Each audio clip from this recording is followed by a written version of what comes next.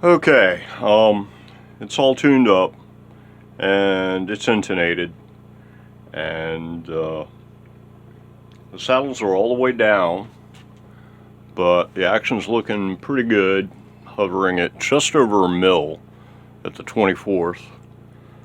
And so at this point, I think the next thing to do is to let it sit under tension for about a week and then see how it looks then, as far as like any, when you first put them under tension, these bodies that are going to move at all, they move, and then they'll have a certain amount that they're going to, it's kind of like a guitar string.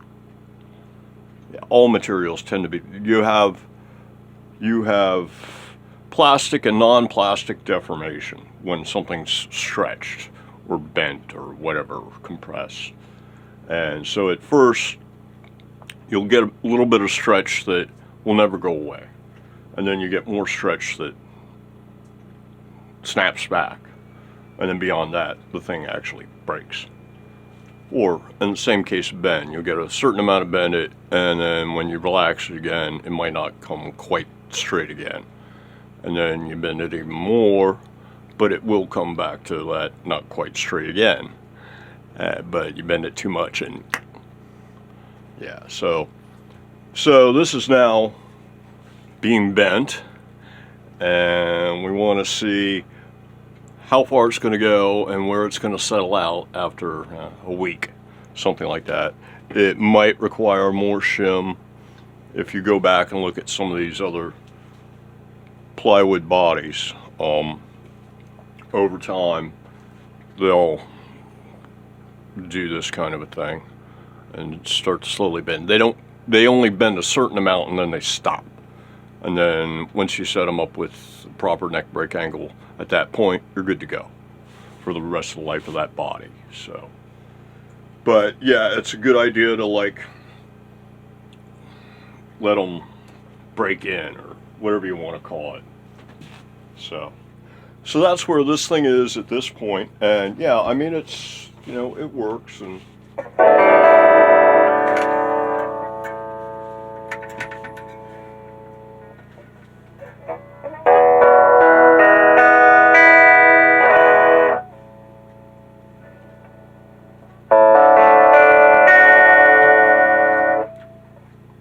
real test to G, it's probably not in tune. Yeah. But yeah, it works. So, cool deal. Anyway, yeah, the Scarab is done. All I gotta do is put the strap on the strap locks, and there's a strap right there. It's just a matter of punching this out a little bit with a gouge. It's the only thing I use a gouge for, is to cut the leather on the strap locks. Actually, these days I'm preferring to use a razor blade. So yeah, just cut it out with a razor blade so that it fits nicely over the oversized nut on the strap lock, and that's all that's left. Oh, and undo that Allen and pop that in there.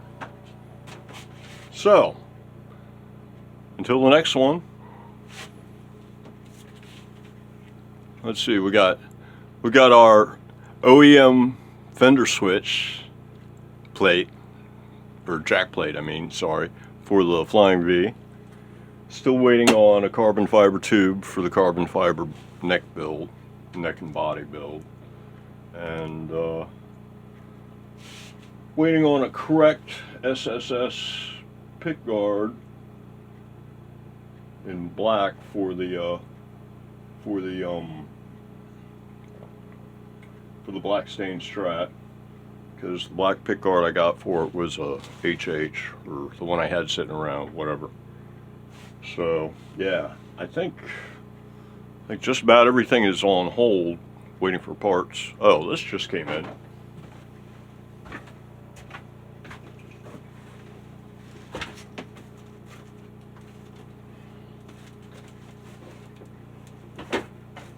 I'll have to find an appropriate body for this thing.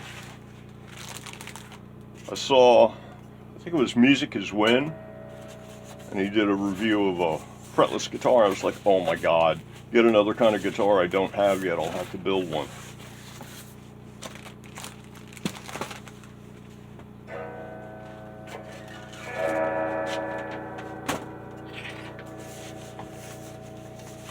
Yeah, this thing's pretty. Very pretty, actually.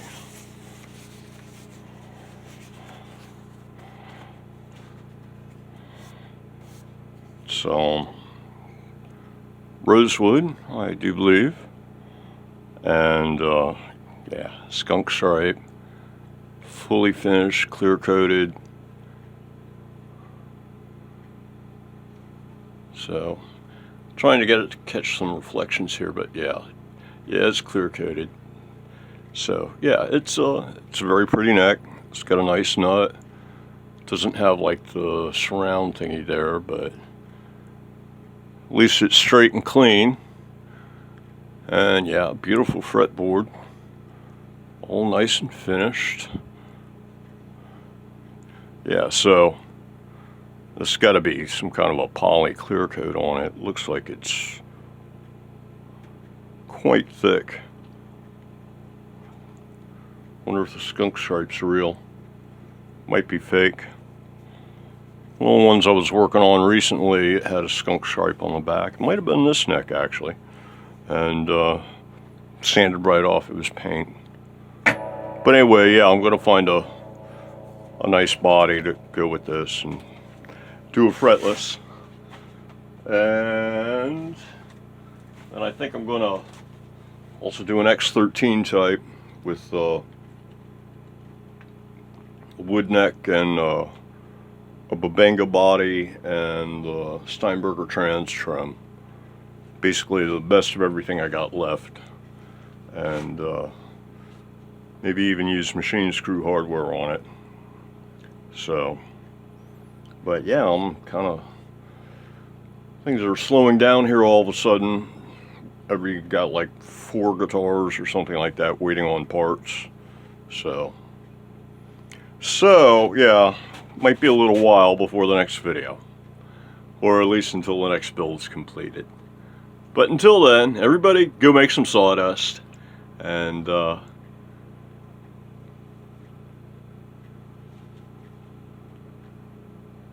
figured out what I did during the, did you hear? Yes, this is news if you haven't heard, and you probably already have. They just announced the Great Guitar Build-Off 2022 winners, at least for some of the categories. The Invitational and Professional, I believe, the competitions don't end until December, so go to the website, check out the videos, and cast your vote. But they announced the winners for the other categories like 2 days ago.